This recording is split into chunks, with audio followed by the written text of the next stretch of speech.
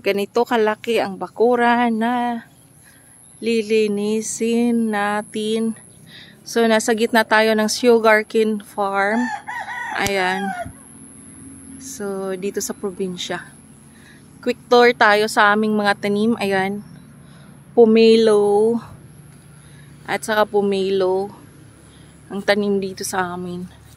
Yun, may mga maliliit na bungang pomelo. Ayan. So, ganito.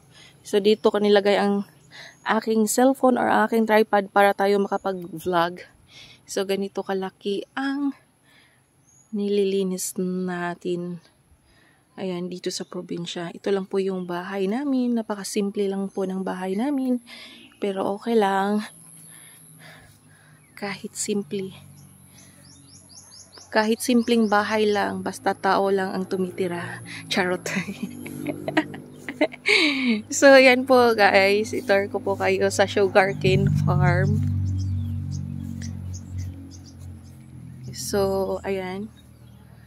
Malapit na to siyang i-crop. So, ayan. Ayan. At saka yung punong mangga. Marami tayong mga punong mangga. Hanggang dito lang po ang ating video. Ayan, napakaganda ng lighting dito So, thank you so much for watching guys. Sorry, ayan, napakadumi ng ating daliri, pero okay lang. So, salamat sa inyong panonood sa aking video. Subukan kong mag-vlog dito sa probinsya.